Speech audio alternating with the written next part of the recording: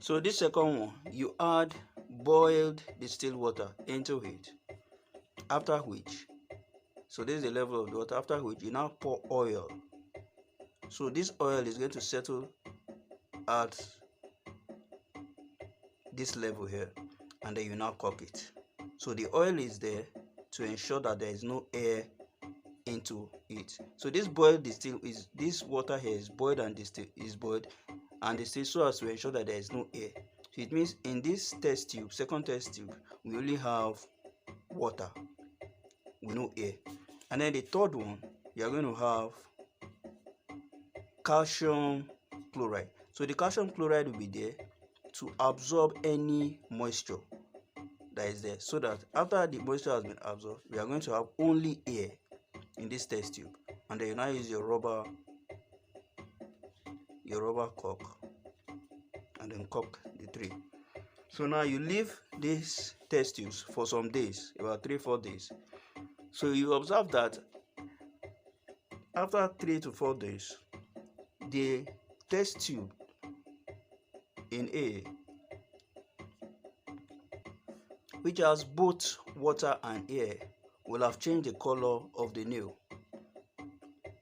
and the color will have changed to red orange. Unlike test tube B and C, test tube B and C, the nail still remain intact. There was no reaction with the nail. So this is just an experiment to prove that for rust to take place, it is compulsory that air and water must be in place. So some of the ways by which you can prevent rusting or corrosion. The first, you can use barrier method, or you can use sacrificial method. So these are some of the barrier method. In barrier method, you paint, or you add oil or grease, or you carry out electroplating.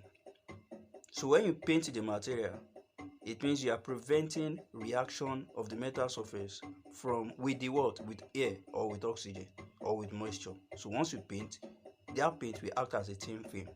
When you also add oil or grease, so you can add oil or grease in movable parts. For example, your bicycle, the chain, you can add, or the sprocket there, you can add oil or grease there. So that can as well aid in preventing corrosion or rusting. So electroplating involves covering the metal surface with a thin layer of another metal.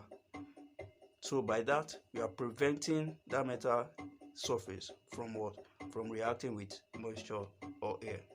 So those are some of the barrier method. But we also have the sacrificial method of preventing corrosion or rusting. So the sacrificial method actually involves adding a more reactive metal than iron. So aluminum and zinc are both more reactive than iron. So this means if the surface of the metal is exposed, the more reactive part will react instead of iron.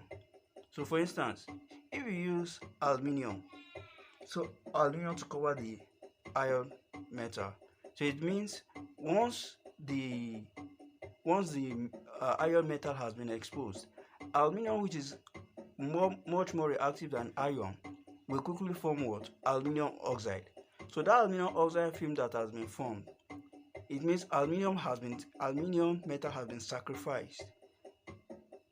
And that's why it is called sacrificial method. So aluminum metal has been sacrificed to form what? By reacting with oxygen to form aluminum oxide, thereby forming that thin film, which prevents what? Further reaction, or which prevents any reaction of iron with air. So that is the sacrificial method of preventing rusting. So another method by which rusting can be prevented is by galvanizing. Now galvanizing involves coating the layer of the object in a layer of zinc. So first it is barrier method. So because they are covering it with a layer of zinc, it's first barrier method. So now this layer of zinc forms a protective covering around the entire material, or around the entire metal. So but if the metal is now exposed, probably it gets scratched, and it gets exposed. So it means there is a high tendency that iron will react with oxygen. But since zinc is actually much more faster in reaction with air compared to iron, it means zinc is quickly going to form what? zinc oxide. So this zinc oxide also forms a thin layer and prevents any reaction of the metal, the underlay metal, or the iron. It prevents further reaction of the any reaction of the iron with air. So that's just what zinc oxide also does in a process called galvanizing.